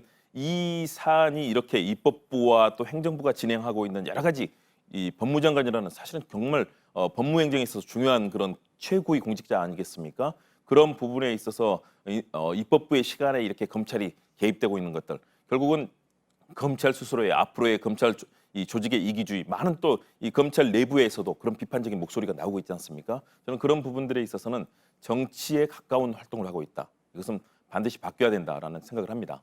자, 그런데 말이죠. 검찰의 수사 시점에 대해서 뭐 여러 가지 평가들이 나올 수도 있겠습니다만 모든 절차, 뭐 인사청문회도 지나고 임명까지 다 이루어지고 난 뒤에 그 뒤에 검찰이 수사를 시작한다고 한다면 사실상 검찰이 뭐 정권의 눈치를 보면서 면죄부를 주기 위해서 뒤늦게 수사에 뛰어들었다 이런 비판도 있을 수 있지 않겠습니까? 이건 그런 어떻게 된 것 비판 같습니까? 있을 수 있죠. 그렇기 때문에 수사는 엄정하게 이런 피의 사실 공표라든가 이런 부분이 되지 않으면서 만약에 경우는 수사를 했다면 이 부분이 조금 더 검찰에 대해서 입장을 좀 정당화시켜 줄 건데요. 과정 내내 이런 부분들이 피의 사실 공표가 드러나고 또 검찰의 직접적인 청와대의 반발과 이 논란이 벌어졌습니다. 저는 그런 부분에 있어서 문재인 대통령이 얘기했던 정권 내부라도 언제든 칼을 대야 된다는 얘기는 정말로 국정농단과 같은 거대한 범죄들에 있어서는 정말 정광석과 같이 해야 될 부분이 있습니다. 그러나 인사청문 과정에 검찰이 이렇게 직접 개입이 되고 마치 검찰과 청와대가 대결을 하는 모양새가 된 것들, 저는 검찰이 이 과정을 존중하면서 이런 외부적인 공표와 또 직접적인 개입이 되지 않고 절차를 준수하면서 이런 수사를 했다면 저는 그 부분에 있어서는 충분히 국민들께서 공감하셨을 거라고 봅니다. 그러나 실제 진행되는 과정들은 굉장히 정치적인 판단을 할 수밖에 없는 그런 상황으로 진행이 됐습니다. 네, 오늘 어떤 결정이 내려지든지 간에 후폭풍은 정말 거셀 것으로 보입니다. 자유한국당은 밀란 수준의 저항이 있을 것이다 이렇게 주장을 하고 있습니다. 그런데 사실 뭐 그것과 상관없이도 굉장히 많은 일들이 있을 것으로 예상이 되거든요. 차 교수님, 어떤 후폭풍이 예상됩니까? 일단 뭐 지금 자유한국당을 비롯한 보수 야당 입장에서는 아마 전면적인 투쟁을 이야기할 겁니다. 그렇다고 해서 저는 뭐 정기국회가 지금 열려 있는 상황에서 국회라는 그러니까 정치 무대를 아마 박차지는 않을 겁니다. 그러니까 자유한국당을 비롯한 보수 야당 입장에서는 사실 지금 뭐 교수단체 연설이라든지 대정부 연설 그리고 국정감사라는 이제 어떻게 야당의 시간을 분명히 아마 충분히 아마 활용하려고 할 거고요. 아마 주말을 이용해서 상당히 그러니까 장애 투쟁을 하는 원내의 병행 투쟁을 하지 않을까 하는 생각이 들고요. 만약 오늘 임명이 강행된다고 한다면 오늘 뭐 공언한 대로 바로 조국 그러니까 장관 해임 건의안을 바로 내지 않을까. 그리고 또 아울러서는 국정조사나 특별검사를 추진하지 않을까 하는 생각이 듭니다. 네, 임명이 필요하다 이렇게 보는 입장에서는 어떤 주장들을 하느냐면 살펴보면 말이죠. 네. 임명을 일단 했을 경우에 네. 조국 후보자가 사법개혁을 제대로 완수를 하게 되면 비판적이었던 여론도 돌아서지 않겠느냐 뭐 이런 희망들도 갖고 있거든요. 이 부분은 어떻게 보십니까? 그런데 사실 뭐 아시다시피 그러니까 지금 장관 한 명이 임명이 됐다고 해서 사법개혁이라는 것 자체가 마음대로 추진될 수 있는 상황은 아니거든요. 결국 사법개혁의 완성은 어떻게 됩니까? 국회에서 하는 거지 않습니까? 그건 조국 후보자도 여러 번 이야기했던 것이고요. 그 문제는 조국 후보자가 임명된다고 해서 그러면 국회에서 바로 입법이 됩니까? 오히려 저는 그러한 상황 자체가 지금 여러 가지 민심의 악화 그리고 특히 보수 야당뿐만 아니라 그동안 범여권으로 분류됐던 야당들조차 지금 반대하는 상황이라고 한다면 오히려 그런 국회에서 입법 자체가 힘들어질 수 있다. 그렇다고 한다면 조국 후보자가 장관으로 돼서 할 수 있는 운신의 폭 자체도 좁아들지 않을까. 바로 그런 측면에서 본다고 한다면 대통령 고민이 깊어질 수밖에 없다는 겁니다. 네, 김홍구 교수께서는 앞으로 어떻게 전망하십니까? 역시 강력하게 반발할 겁니다. 이미 인사청문회 전에도 3차례 장애 집회를 하는 등 조국 후보자를 낙마시키기 위해서 사실은 인사청문회 자체를 좌절시키기 위해서 자유한국당이 굉장히 강한 투쟁하지 않았습니까? 정권의 종말이 시작된다라고까지 지금 경고를 하고 있습니다. 다시 말해서 국회에 대한 전반적인 국정감사라든가 대정부 질문은 결국 야당이 자기주장을 할 수 있는 것이기 때문에 원내외 병행 투쟁을 하되 사실상 국정을 거의 보이콧하는 양상으로 갈 거고요. 장관에 대한 해임 건의안 낼 거고 또 이번에 진행되는 여러 사안에 대해서 아마 추가로 고소 고발을 하면서 굉장히 강한 정권에 대한 압박을 할 거라고 봅니다. 아마 전방위적인 투쟁이 될 텐데요. 저는 중요한 것은 앞으로 임명이 이제 된다라는 전제를 한다면 결국은 어떻게 역할을 해나가느냐. 다시 말해서 법무행정에 있어서 그동안 부당했던 부분들, 이런 검찰의 행태, 장관으로서 인사권을 가지고 이런 하나하나를 개혁해내면서 국민들께 신뢰를 받는 과정들. 문재인 정부가 사실은 정권 초기에 느슨했던 부분들이 많이 있습니다. 그리고 소위 말해서 내부에 소위 말해서 친문 중심의 정치가 이루어졌다라고 했는데요. 저는 이제는 정말로 개혁을 위한 광폭 정치 그리고 국민 전체의 이해를 구하는 그런 과정들이 이루어져야 되고요. 그런 과정에서 국민적인 신뢰를 얻어나갈 때 사법개혁이 이루어질 거다. 지금 아무리 어떤 사람이 오더라도 지금 자유한국당이라든가 이런 극단적인, 더군다나 박근혜 정부의 국정농단을 옹호하고 헌법의 유린마저도 지금 긍정적으로 판단하는 그런 정치 세력들이 있지 않습니까? 아마 그 속에서 개혁은 쉽지 않을 겁니다. 개혁은 지난합니다. 하나하나 현장에서 뭐 법무부의 여러 가지 내규라든가 또는 장관으로서 할 수 있는 역할이 있을 거고요. 대통령의 역할도 있을 거고 또 다른 정당들을 설득해서 거의 모든 부분에 있어서 지연 전술과 반대 작전을 펴고 있는 자유한국당에 대해서 때로는 이해를 하고 설득하고 안 될 때는 정말 강경한 그런 전공법을 통해서 돌파도 해나가야 되고요. 앞으로 우리 국정은 험난합니다. 대신에 결국 진정한 개혁을 위해서 국민들께서 얼마나 힘을 모아주시느냐. 저는 거기에 앞으로의 길이 달려있다고 봅니다. 그동안에 있었던 여러 가지 문제들을 임명을 통해서 저는 기본적으로 정리하고 이후에 이 여야 간의 여러 가지 갈등을 해결해 나가는 그런 국정의 지혜 이끌어내는 것이 문 대통령에게 필요한 시간이라고 봅니다. 자, 그런데 조국 후보자의 임명을 찬성하는 측이 있는가 하면 반대하는 측도 여전히 있습니다. 임명이 이루어질 경우에 조국 후보자를 향하던 비난의 화살이 문재인 대통령에게 향할 수도 있고 대통령의 정당한 인사권이지만 또 정치적 책임은 문재인 대통령이 또 오롯이 져야 할 수도 있거든요. 이 부분에 대해서는 어떻게 생각하십니까? 맞습니다. 모든 것은 집권 여당이 책임져야 되고 대통령이 국정의 중심이기 때문에 이 부분에 있어서 나타나는 여러 가지 어려움들 또 부작용들 있을 거거든요. 그 부분은 저는 감수하겠다는 생각을 가지고 임명할 거라고 봅니다. 대신에 상당한 어려움이 있는 것들, 특히 입법부의 구성이라든가 그런 부분이 있습니다.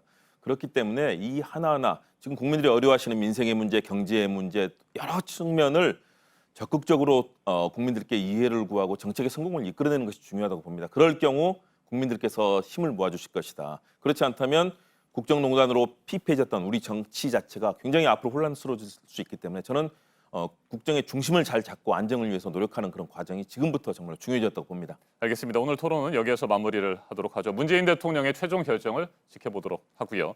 오늘 맞짱 토론 차재원 부산가톨릭대 초빙 교수 그리고 김홍구 경기대 겸임 교수와 함께했습니다. 두 분 토론 잘 들었습니다. 감사합니다. 감사합니다.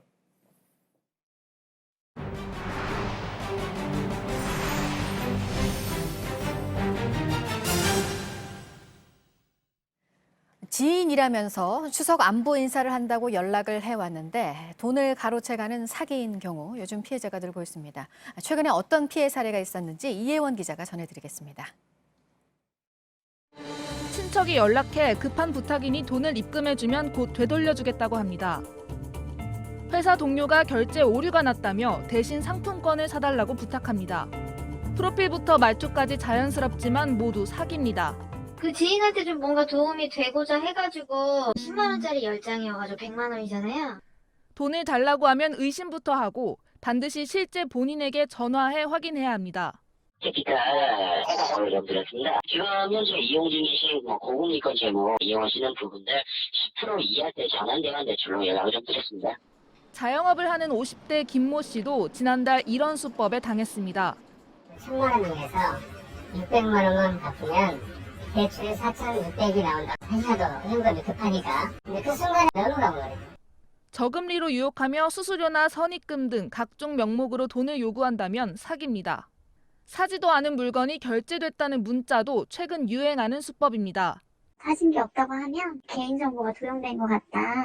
지금 문제가 발생했으니까 금감원에서 보관하고 있는 안전한 통장으로 돈을 다 이체해야지. 이미 2,200만 원은 출금하자마자 빼갔고.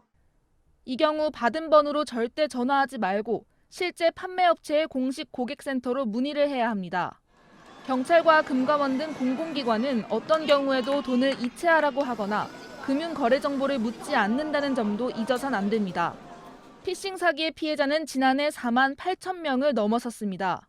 피해액도 4,400억 원으로 역대 최고 수준, 하루 130명이 12억 원을 잃은 셈입니다. 특히 요즘은 사기 과정에서 앱을 설치하게 하는 경우가 많습니다. 금융 정보를 빼가거나 전화를 중간에 가로채는 악성 앱이라 더 조심해야 합니다. 금융사기 피해를 입었다면 바로 경찰에 신고하고 은행에 지급 정지를 요청해야 합니다. JTBC 이혜원입니다. 네, 추석 관련 소식 한 가지 더 전해드릴까요? 시대가 달라져서 요즘은 추석 사례상을 한꺼번에 대신 차려주는 업체를 찾은 분들도 많으신데요. 국내산 재료들을 쓴다고 해놓고 수입산 쓰는 업체들이 있습니다. 최하은 기자가 보도합니다. 포털 사이트에 차례상을 검색하자 상차림 대행 광고가 줄줄이 나옵니다. 각종 고기와 생선, 손이 많이 가는 전 등 다양한 음식을 조리해 배달해줍니다. 명절을 앞두고 찾는 사람들이 부쩍 많아졌습니다. 이 업체 홈페이지엔 이렇게 국내산 재료를 쓴다고 안내하고 있는데요. 원산지를 제대로 표기하고 있는지 단속반과 함께 확인해 보겠습니다. 냉장고를 열어보니 중국산이라 적힌 도라지가 보입니다.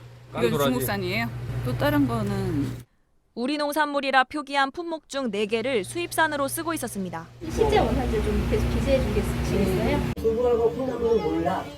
명절에 특히 많이 팔리는 고기도 집중 단속 대상입니다. 이 정육점은 수입 삼겹살에 칼집을 내 국산으로 속여 팔다 적발됐습니다. 허위 표시는 7년 이하 징역이나 1억 원 이하 벌금의 처벌을 받습니다. 수법도 점점 교묘해집니다. 진열장에는 정확히 표시를 해놓고 실제로 이제 국산을 달래거나 한우를 달라 하면 그때 이제 외국산을 그냥 판매하는. 일부 농산물은 눈으로 원산지를 구별할 수 있습니다. 위쪽이 수입산, 아래가 국내산 삼겹살입니다. 몸통 끝부분 근육으로 구별을 할 수 있는데요. 국내산은 이 근육이 끝까지 살아있고 옆에 살도 붙어 있습니다. 반면 수입산은 근육이 잘려 있습니다. 중국산 고사리는 국산보다 절단면이 매끄러운 편입니다. 통관 시 흙을 제거해야 되기 때문에 흙 묻은 더덕이나 당근은 국내산일 가능성이 높습니다. JTBC 최하은입니다. 오늘의 핵심 뉴스들을 정리해드리는 아침엔 주요 뉴스입니다. 조국 법무부 장관 후보자에 대한 임명 여부가 이르면 오늘 최종 결정될 것으로 보입니다. 문재인 대통령이 임명을 강행할지 아니면 지명을 철회할지 관심이 모아지고 있습니다. 더불어민주당과 정부, 청와대 고위 관계자들은 어젯밤 늦게까지 회의를 갖고 조 후보자의 거취를 논의했습니다. 앞서 민주당은 조 후보자를 임명해야 한다고 의견을 모았고 자유한국당은 임명을 강행할 경우 밀란 수준의 저항에 부딪힐 것이라고 주장했습니다. 조국 후보자의 부인 정경심 동양대 교수를 사문서 위조 혐의로 소환 없이 재판에 넘긴 검찰이 추석 연휴가 시작되기 전 딸의 입시에 관련해 관여를 했는지 정 교수 본인의 설명을 직접 들을 예정입니다. 기록적인 강풍을 몰고 왔던 제13호 태풍 닝닝으로 3명이 숨지고 14명이 다친 것으로 파악됐습니다. 농작물 피해 면적은 14,000헥타르를 넘어섰고 3,600여 개의 시설물도 피해를 입었습니다. 북한도 큰 피해를 입었는데 조선중앙통신은 5명이 숨지고 3명이 다쳤다고 보도했습니다. 지위를 이용해서 수행비서를 성폭행한 혐의를 받고 있는 안희정 전 충남지사에 대해 대법원 선고가 오늘 내려집니다. 1심과 2심의 판단이 서로 달랐고 피해자 진술의 신빙성 등에 대해 대법원은 어떤 판결을 내릴지 관심입니다. 현대 글로비스 소속 자동차 운반선 골든 레이호가 미국 조지아주 브런즈윅 항에서 출항한 뒤 인근 해역에서 균형을 잃고 선체가 80도가량 기울어졌습니다. 배에는 24명이 타고 있었는데 지금까지 20명이 구조됐고 선박 기관실에 있는 것으로 알려진 한국인 선원 4명에 대한 구조 작업이 현재 진행되고 있습니다. 폼페이오 미국 국무장관이 김정은 위원장이 북미 협상에 복귀하지 않으면 트럼프 대통령이 매우 실망할 것이라고 말했습니다. 이달 중순에 열리는 유엔 총회를 앞두고 북한을 협상 무대로 이끌어내려는 발언으로 해석됩니다. 정부가 이번 추석 연휴 기간 고속도로와 주요 도로에서 쓰레기를 무단으로 버리는 행위를 집중 단속합니다. 지난해에는 적발 시 행정 계도 위주로 조치했지만 이번에는 계도 없이 곧바로 과태료를 부과할 방침입니다. 고속열차인 KTX와 SRT 객실 승무원들이 모레인 11일부터 오는 16일까지 공동으로 파업에 들어갑니다. 코레일 본사에 직접 고용을 요구하고 있습니다. 추석 연휴 기간 승객들의 불편이 불가피할 것으로 보입니다. 한국 GM 노조가 오늘부터 사흘 동안 전면 파업을 벌입니다. 사측과 기본급 인상 등에 대해서 이견을 좁히지 못하면서 올해 임금 협상과 단체 협약 협상이 결렬됐습니다. 전체 조합원이 모두 참석하는 전면 파업은 대우 자동차 시절인 1997년 이후 22년 만입니다. 지금까지 아침엔 주요 뉴스 정리해드렸습니다. 어제 홍콩 도심에선 미국 의회에 홍콩 인권 민주주의 법안 통과를 촉구하는 집회가 열렸습니다. 홍콩 정부의 범죄인 인도 법안, 이른바 송환법 철회 이후 시위 규모는 줄었지만 시위대와 경찰의 충돌이 이어졌습니다. 대규모 집회를 주도해온 조슈아 웡은 어제 다시 체포됐습니다. 김소현 기자입니다. 센트럴 차터가든 공원에 모여든 시민들 사이로 성조기 수십 개가 나부낍니다. 현수막과 손팻말엔 트럼프 미 대통령을 향해 홍콩을 자유롭게 해달라는 구호가 내걸렸습니다. 미국 의회가 논의 중인 홍콩 인권 민주주의 법안의 조속한 통과를 촉구하는 겁니다. 지난 6월 발의된 이 법안은 미국이 해마다 홍콩의 자치 수준을 평가해 홍콩의 특별 지위 지속 여부를 결정하게 하는 내용 등이 담겼습니다.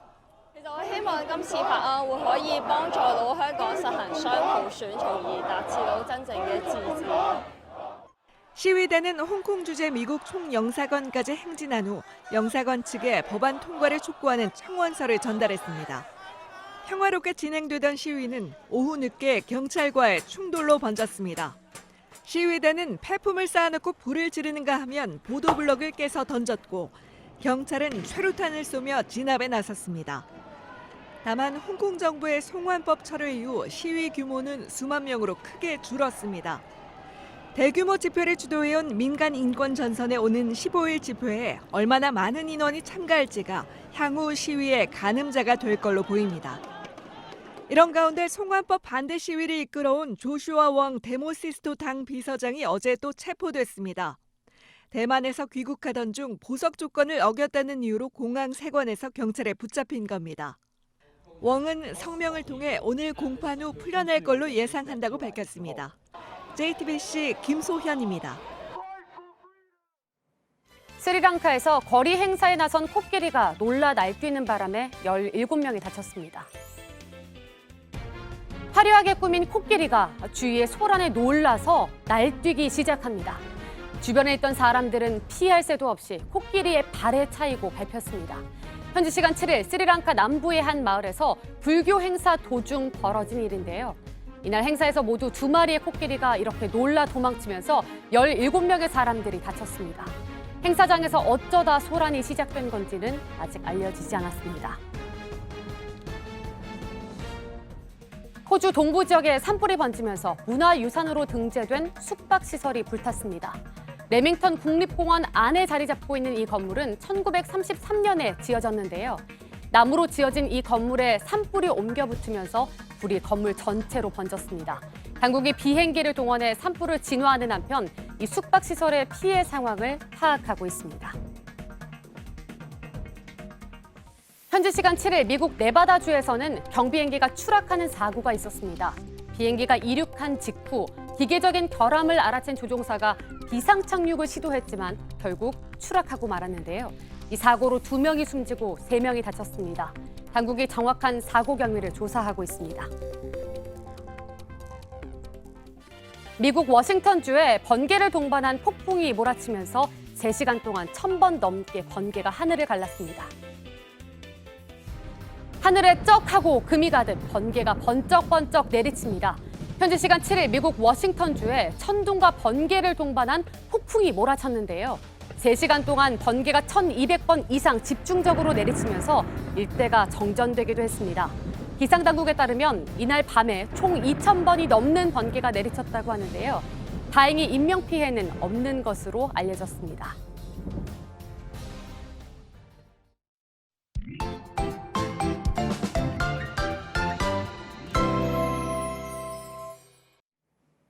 강한 비바람을 몰고 왔던 제13호 태풍 닝닝은 물러갔지만 다시 전국에 비 소식이 있습니다. 자세한 기상 정보 살펴보겠습니다. 김연아 캐스터, 이미 비가 시작된 곳이 있습니까? 네, 그렇습니다. 현재 아침 출근길 경기 남부와 강원 남부 그리고 충청 이남 곳곳에 비가 이어지고 있습니다. 제주에는 호우특보 발효 중인데요. 현재 시간당 20mm 안팎으로 무척 강하게 쏟아지고 있습니다. 비는 점차 서울을 비롯해 전국 대부분 지역으로 확대되겠습니다. 네, 이번 비도 길게 이어진다고요? 네, 그렇습니다. 계속해서 저기압의 영향을 받으면서 곳곳 비가 이어지겠습니다. 중부지방의 경우 오늘과 내일 그리고 모레까지 비 소식 들어있고요. 남부와 제주는 내일은 대체로 소강 상태를 보이겠지만 모레 수요일 다시 비가 오겠습니다. 이렇게 비가 계속되면서 이미 많은 비가 내렸던 지역에는 추가 피해가 우려됩니다. 곳곳 돌풍과 천둥, 번개도 동반하기 때문에 시설물 점검 다시 한번 잘해주시고요. 저지대에 계신 분들은 침수 사고 없도록 유의하셔야겠습니다. 네, 모레 수요일 오후부터 본격적인 귀성 행렬이 시작될 것으로 보이는데 비는 일단 수요일까지는 그치는 것으로 되어 있습니까? 네, 추석 연휴에는 구름만 많이 지날 것으로 예보돼 있습니다. 네, 그나마 다행이군요. 네. 얼마나 비가 더 많이 오게 됩니까? 네, 일단 예보는 내일까지 나와 있습니다. 중북부 지역의 많은 곳은 100mm 이상 쏟아지겠고요. 그 밖의 지역은 최대 40에서 60mm로 비교적 적겠습니다. 하지만 모레 수요일 강수량이 포함되지 않은 수치이기 때문에 아직 안심할 수 없는 상황입니다. 네, 오늘 낮 기온은 얼마나 올라갈지도 궁금해요. 네, 아직 가을이라고 하기에는 기온이 조금 높습니다. 오늘 네. 아침 기온도 어제보다 조금 높게 출발했고요. 낮 기온도 어제보다 1, 2도 높겠습니다. 오늘 서울의 최고 기온이 29도, 광주도 29도, 대구는 31도까지 오르겠는데요. 비로 인해 습도까지 높아서 후텁지근하고요. 한낮 불쾌지수 높음에서 매우 높음 예상됩니다.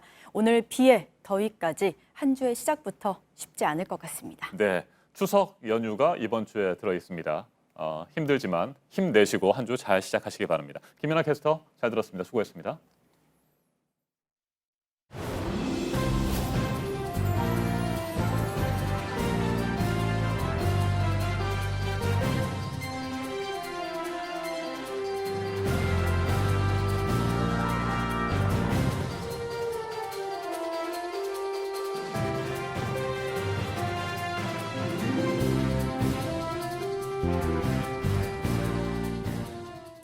네, 월요일 아침 8시 4분 지나고 있습니다. 이번 주 시작은 그래도 조금은 가볍죠. 목요일부터 추석 연휴가 시작이 됩니다. 고향 가시면서 혹시 불법 운전을 하면 단속 차량뿐만 아니라 상공에서 드론이 보고 있다는 거, 올해 추석 연휴도 그렇습니다. 보도국 연결해서 알아보겠습니다. 안태훈 기자, 얌체 운전을 막겠다는 거죠? 네, 그렇습니다. 국토교통부에 따르면 한국도로공사는 오는 11일부터 15일까지 고속도로에서 드론을 활용한 단속에 나섭니다. 드론은 버스 전용차로 위반이나 갓길 운행, 끼어들기 등 위법행위 단속에 주로 활용이 됩니다. 국토교통부는 공공부문에서 드론 활용을 확대하고 민간 부문에도 적용될 수 있도록 여러 정부 부처 차원에서 지원하겠다라는 계획입니다. 네, 다음은 경마 국가대항전인 코리아컵 국제 경주 대회에서 한국 경주마인 문학치프가 우승을 차지했다라는 소식입니다. 문학치프는 어제 서울 경마공원에서 열린 1800m 대회에서 1분 53초 03을 기록했습니다. 올해 네 번째를 맞이하는 이 대회에서 한국 경주마가 우승한 것은 이번이 처음입니다. 네, 그 서초구로 이전을 하려던 국립중앙의료원이 결국 포기를 했네요. 그런데 보건복지부와 서울시 입장이 또 다르다고요? 네, 중앙의료원. 현재 위치는 서울 중구 을지로입니다. 여기서 서초구 원지동으로 옮기는 사업을 중단하겠다라는 것입니다. 신축 이전 사업은 2003년에 시작됐지만 서초구 주민의 반대 등이 이어지면서 16년째 지지부진한 상태입니다. 이에 국립중앙의료원이 사업을 포기한 것입니다. 그러나 보건복지부는 반박하는 상황이어서 앞으로 사업이 어떻게 진행될지 주목되고 있습니다. 네, 지금까지 아침엔 지금 JTBC 안태훈입니다. 미국의 엘러 간사가 만든 이 가슴 수술에 들어가는 보형물이 희귀암을 일으킬 수 있다고 해서 이식을 받은 국내 피해자들이 집단 소송에 나선 그런 상황인데요. 그런데 일부 병원들은 오히려 재수술 이벤트를 내세우면서 특수를 노리고 있습니다. 강현석 기자입니다. 희귀암을 유발할 수 있는 엘러간의 거친 표면 가슴 보형물 28,000명 정도가 이식을 받았는데 집단 소송이 잇따르고 있습니다. 지금 한 1000여 명 정도 육박하고 있습니다. 그래서 계속 신청들이 계속 들어오기 때문에 제조물의 결함은 어느 정도 지금 밝혀졌기 때문에 손해 범위에 대해서 또 조금 더 포커스가 가는 사안이라고 생각을 합니다. 하지만 그 사이 문을 닫은 병원도 많아 수술 기록을 구하기 쉽지 않습니다. 해외 체류 중이어가지고 언제 이제 한국에 들어갈지 모르니 언제 서류도 줄 수 있는지를 모르겠다. 보건소에서도 뾰족한 방법이 없어요. 이 와중에 일부 성형외과들은 재수술 이벤트를 벌이며 한몫 잡기에 나섰습니다. 보형물의 피막 제거 재수술까지 1,000만 원이 훌쩍 넘어갑니다. 이번 달 한정 이벤트가로 얼마. 이벤트라는 단어에 너무너무 충격을 받았어요. 진짜 공황장애가 올 지경이고 정말 미칠 것 같아요. 안전하다며 시술을 권유했던 일부 병원들이 피해자들을 또다시 돈벌이 수단으로 보고 있다는 겁니다. 이 보형물로 인해서 수십억 원씩 벌었던 병원들이거든요. 근데 다시 지금 빼내는 걸로 이렇게 특수를 누리고 있다는 게 너무 기가 막힌 거예요. 정말 미안해해야 되는 사람들이거든요. JTBC 강현석입니다. 수행비서를 성폭행한 혐의로 재판에 넘겨진 안희정 전 충남지사에 대한 대법원 상고심 판결이 오늘 나옵니다. 1심에서는 무죄, 2심에서는 3년 6개월 징역형으로 하급심 판결이 완전히 엇갈렸습니다. 이 때문에 대법원 선고가 더욱 주목됩니다. 앞서 조국 법무부 장관 후보자 임명 여부를 놓고 맞짱 토론을 이미 진행했지만 안희정 전 지사에 대한 하급심 판결이 왜 전혀 달랐는지 각각의 근거를 짚어보기 위해서 오늘은 맞짱 토론을 한 번 더 준비했습니다. 판사 출신 변호사 2명이 1심과 2심 판결을 담당한 판사 입장에서 각각의 근거를 나눠서 설명하는 방식으로 진행해 보겠습니다. 먼저 출연자들을 소개해드립니다. 제 오른쪽에 서기호 변호사 나오셨습니다. 안녕하십니까? 안녕하세요. 네. 그리고 제 왼쪽에 오동훈 변호사입니다. 어서 오십시오. 안녕하세요. 네, 안녕하십니까? 네. 안희정 전 충남지사는 지난 2017년 7월부터 2018년 2월 사이 수행비서였던 피해자 김지은 씨에게 4차례 업무상 위력에 의한 간음, 1차례 업무상 위력에 의한 추행, 그리고 5차례 강제 추행을 한 혐의로 기소됐습니다. 1심 재판부는 10개 혐의 모두 무죄를 선고했지만 2심에서는 10개 혐의 가운데 9개 혐의의 유죄를 판단하고 징역 3년 6개월 징역형을 선고해서 안 전 지사를 법정 구속한 바 있습니다. 자, 오늘 대법원의 판결이 나올 텐데 일단 두 분 변호사께서는 어떤 결론이 날지 전망을 하고 계시는지 궁금합니다. 먼저 서 변호사님. 예, 저는 항소심의 판결 취지에 따라서 대법원이 그대로 확정될 거라고 생각이 되는데요. 일부 좀 달라질 부분은 있겠습니다만 전체적으로 봤을 때는 피해자의 신빙성을 인정을 해서 전체적으로 유죄 판결을 선고할 것으로 생각합니다. 네, 안희정 지사의 유죄로 판결이 날 것이다. 이렇게 전망을 하셨고요. 오동훈 변호사님은 어떻게 전망하세요? 저도 같은 입장입니다. 네. 먼저 1심 판결에 대해서 좀 한 말씀 드려볼까요? 네. 1심 판결은 위력을 행사하였다. 그다음에 그로 인해 가지고 의사가 제압된 상태에서 간음 행위가 있었다라는 사실에 대해서 증거가 부족하다고 봤습니다. 그런데 여기서 유심히 봐야 될 부분이 위력을 행사하였다라는 표현을 판결문 곳곳에서 쓰고 있습니다. 그런데 우리 대법원 판례는 우리 여기서 문제되는 형법 303조에 있어서 위력으로서 간음하였다 할 때 위력으로서에 대한 해석에 관해서 말을 하고 있습니다. 행사한 유형력의 종류와 정도를 살피라 그랬습니다. 그다음에 이용한 사회적 지위나 권세의 종류를 살피라 그랬습니다.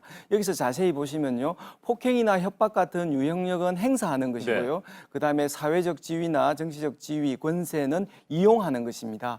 그런데 1심 판결문은 그 곳곳에서 어떤 이런 위력을 행사하였다라고 쓰고 있습니다. 그래서 유형력은 행사하고 사회적 지위나 권세는 이용한다, 이런 측면에서 보면 되는데 위력을 행사하였다라는 측면에서 보니까 그 구성요건의 범위가 좀 좁아져 버렸습니다. 네. 그리고 또 두 번째로 그 1심 판결에 대해서 말씀을 드려보자면 1심 판결에서는 그 SNS에서 그 피고인이 지금 피해자가 그 방송에 나와서 인터뷰를 하고 난 5시간 만에 SNS에다가 문자를 올렸는데요. 그 문자에 의하면 비서실에서 합의에 의한 간음이라는 그런 입장을 발표했는데 그것은 잘못됐습니다라고 자기 SNS에 올렸습니다. 그래서 이런 부분에 대해서 좀 간과한 것이 아닌가 하는 그런 조심스러운 의견을 제시합니다. 알겠습니다. 오동훈 변호사께서도 오늘 대법원에서 유죄로 판결이 날 것이다, 결론이 날 것이다, 이렇게 전망을 해주셨습니다만 1심 판결의 근거에 대해서 또 설명을 해주셨습니다. 1심과 2심 판결이 엇갈리는 부분에서 굉장히 중요한 부분은 피해자 김지은 씨의 진술에 대한 신빙성을 어떻게 판단했느냐, 이런 부분인 것 같습니다. 오동훈 변호사님. 예, 그렇습니다. 피해자의 진술의 신빙성을 이제 판단할 때 과거에는 그 피해자가 진술이 조금 약간이라도 일부라도 일관되지 않다거나 또는 피해자라면 저렇게 행동하지 않았을 텐데 라는 그런 피해자다움, 이 부분을 많이 좀 이렇게 강조하는 판결도 있었습니다. 하지만 이제 작년에 대법원에서 성인지 감수성이라는 취지의 대법원 판례를 제시를 하면서 피해자마다 본인이 처한 상황이나 또 피해자의 성정에 따라서 행동이 달라질 수도 있다. 어쩔 수 없이 그런 행동을 할 수도 있는 상황이 있으니까 그런 점들을 고려해야 된다. 그리고 이 사건에 대해서도 보면은 전체적으로는 일관되어 있다.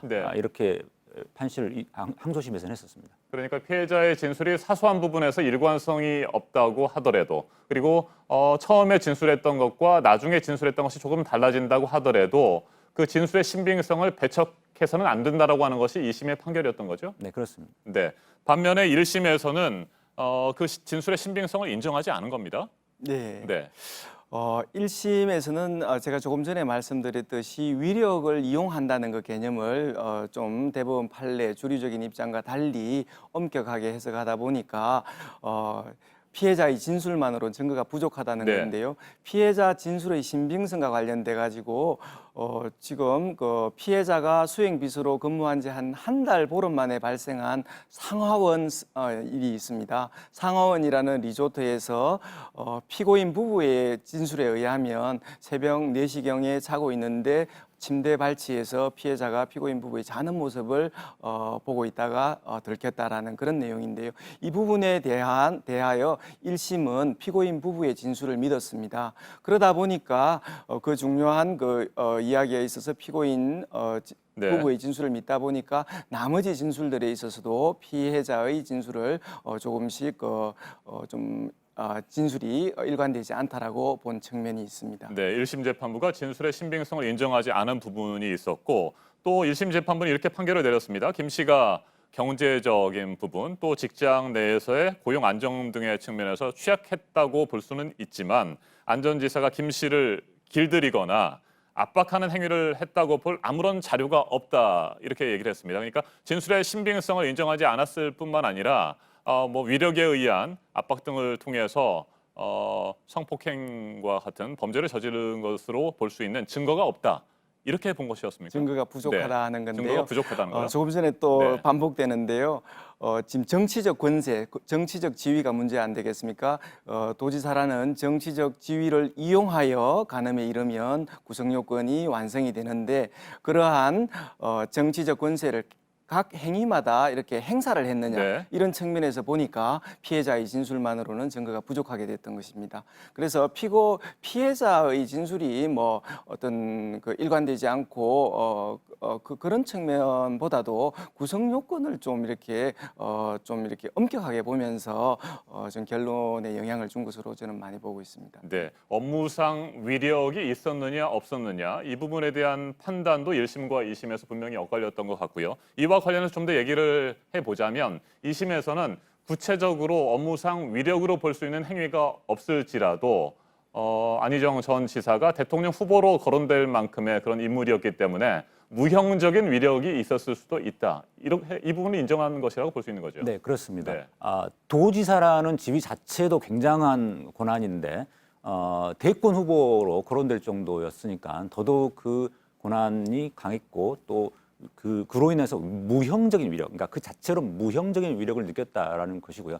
또 한 가지는 피해자의 위치가 수행비서라는 지위였습니다.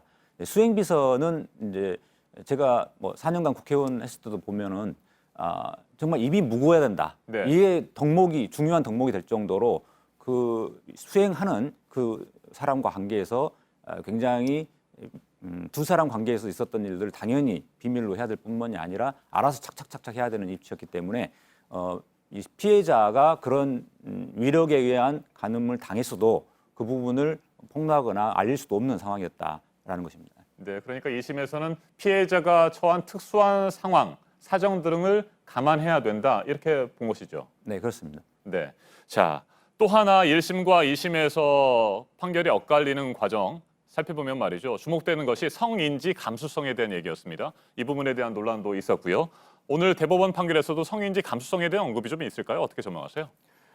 네, 뭐 언급될 수는 있는데요. 성인지 감수성은 뭐 제가 이해하기로는 어떤 그 피해자의 진술을 파악함에 있어서 성차별적인 요소를 인지하고 어떤 성평등을 달성할 수 있도록 피해자의 진술을 파악함에 있어서 신중을 기하라 하는 그런 부분입니다. 그런 부분은 어떤 성평등에 관한 또 중요한 새로운 인식이고 대법원이 지금 한 2번 정도 그 용어를 사용했거든요. 네. 그런 부분에 대한 언급이 있을 걸로 봅니다. 네, 성인지 감수성에 대한 생각은 어떻습니까? 1심 판결에서도 이제 성인지 감수성에 관한 그런 문구들을 이제 판결문에 나열은 했습니다. 네. 그럼에도 불구하고 이러이러한 점들은 도저히 피해자로서 행동이라고 보기는 어렵다. 그러니까 피해 본 게 아니다. 이렇게 했는데 항소심에서는 그런 피해자다움이라는 것에 집착하면 안 된다라는 거였고, 예를 들면은 뭐 순두부집을 알아보러 다닌다든가 또는 뭐 이모티콘을 보낸다든가 이런 행동들이 뭔가 좋아하는 마음이 있어서 그런 거 아니냐라고 이제 1심에서 한 거지만, 그것은 수행 비서로서의 역할에 충실하려고 했던 그런 피해자가 처한 상황, 이거에 기초해서 나온 것이지 그 자체를 가지고 피해자다웠지 않다라고 판단하면 안 된다라는 게 바로 성인지 감수성에 기초한 판결이겠습니다. 네, 지난해 4월입니다. 성인지 감수성이라는 용어가 포함된 대법원 판례가 처음 나왔습니다. 그 이후에도 한 차례 정도 더 언급된 것으로 제가 알고 있는데 그 내용이 어떤 것들입니까? 저는 2018년 그 10월 달에 나온 논산 그 피해자 부부 자살 사건에서 대법원에서 성인지 감수성을 말씀하셨는데 그 부분을 좀 소개해드리고 싶네요.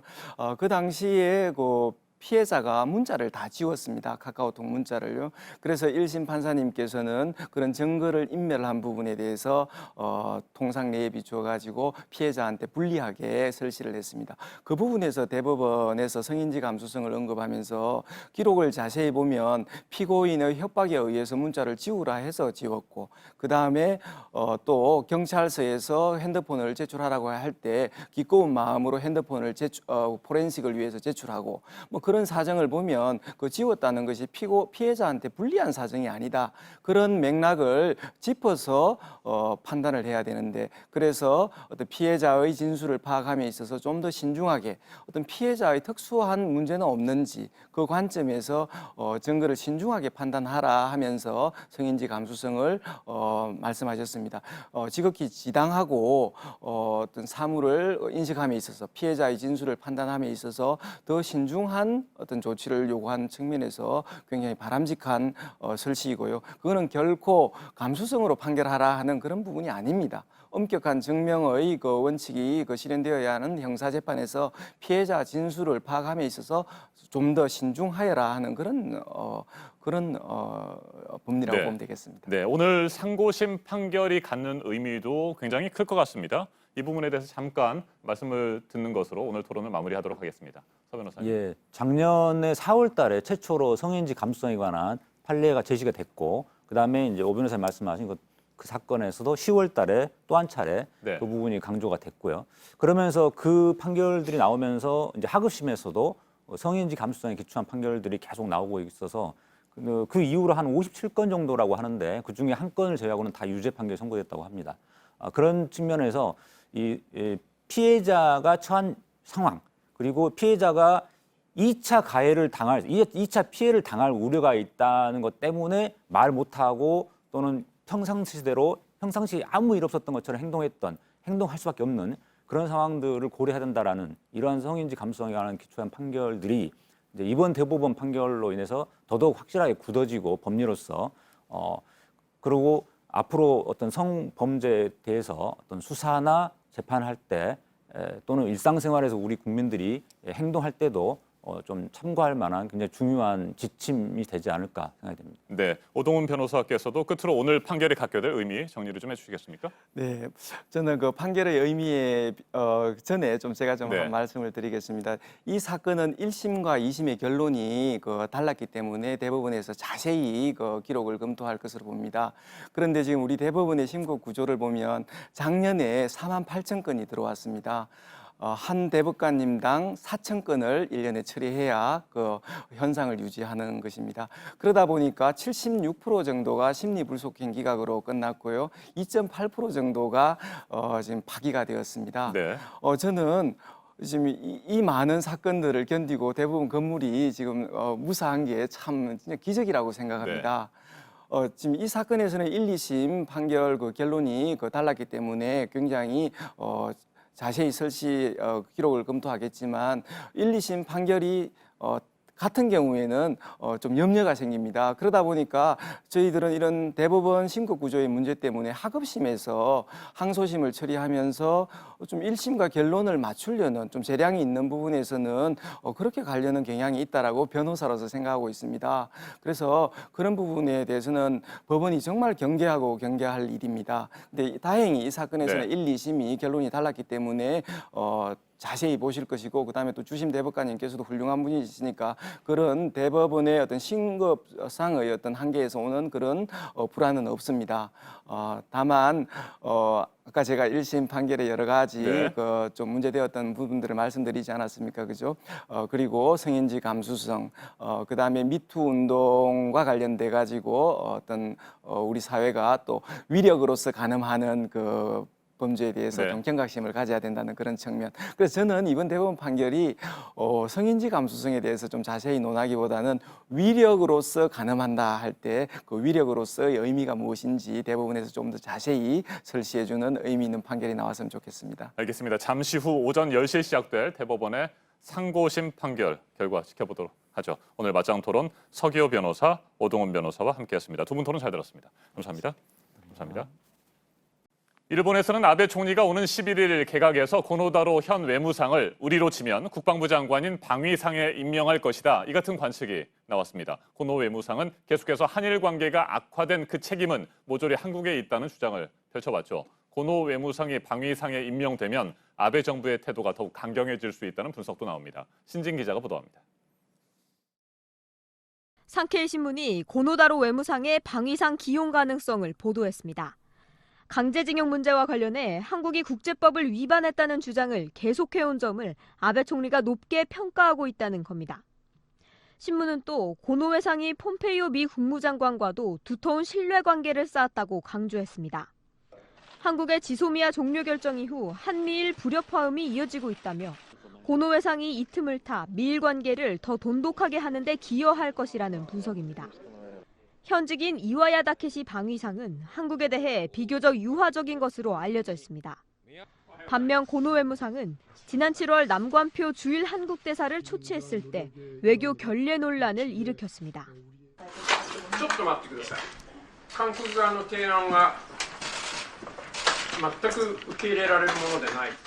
이런 고노가 방위상으로 자리를 옮길 경우 한국 책임론에 더 큰 무게가 실릴 것으로 보입니다. 고노 외무상은 최근 블룸버그에도 한일 관계 악화 책임은 한국에 있다는 취지의 긴 기고문을 실었습니다. JTBC 신진입니다. 한국 남자 농구 대표팀이 중국 광저우 체육관에서 열린 2019 국제농구연맹 농구 월드컵에서 25년 만에 첫 승을 따냈습니다. 우리 대표팀은 17위에서 32위 순위 결정전 2차전에서 코트 디부아르를 80대 71로 이겼습니다. 한국은 1994년 캐나다 대회 당시 이집트를 꺾은 이후 승리가 없었습니다. 배드민턴 여자 단식 간판인 성지현 선수가 2019 대만 오픈 배드민턴 선수권 대회에서 올해 첫 국제대회 우승을 차지했습니다. 세계 랭킹 12위인 성지현 선수는 어제 대회 결승전에서 세계 랭킹 9위인 캐나다 미셸 리를 2대 0으로 꺾었습니다. 어제 중국 우한에서 열린 중국과 베트남의 22세 이하 대표팀 축구 경기에서 박항서 베트남 대표팀 감독과 거스 히딩크 중국 대표팀 감독이 맞붙었습니다. 두 사람은 2002년 한일 월드컵 한국 대표팀의 수석 코치와 감독으로 만나 한국 대표팀의 4강 진출을 만들어냈습니다. 17년 만에 사령탑으로 만난 건데 박항서 감독이 2대 0 승리를 거뒀습니다.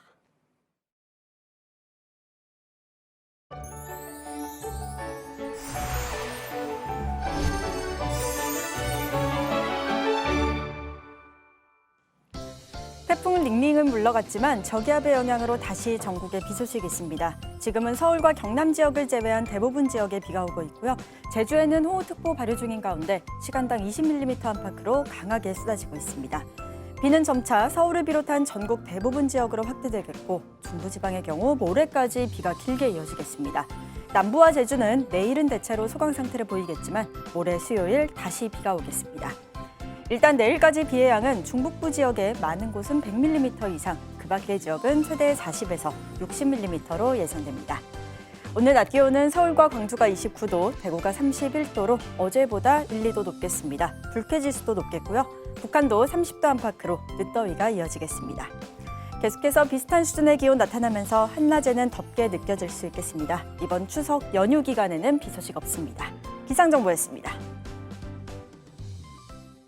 아침엔 뉴스워치, 오늘 하루 관심을 가지고 지켜봐야 할, 기억해야 할 뉴스 끝으로 정리해드립니다.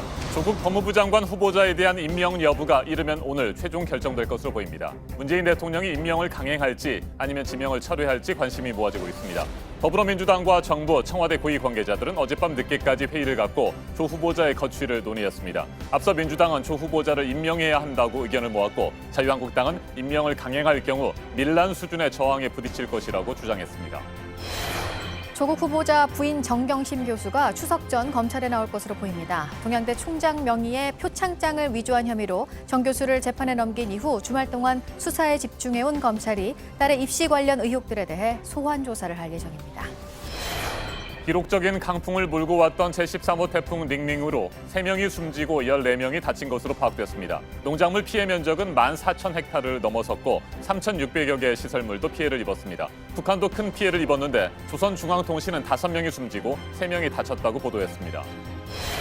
안희정 전 충남지사의 수행비서를 성폭행한 혐의에 대한 대법원 판결이 오늘 나옵니다. 1심에서는 무죄였지만 2심에서 실형을 선고받고 법정 구속됐습니다. 오늘 전해드릴 소식은 여기까지입니다.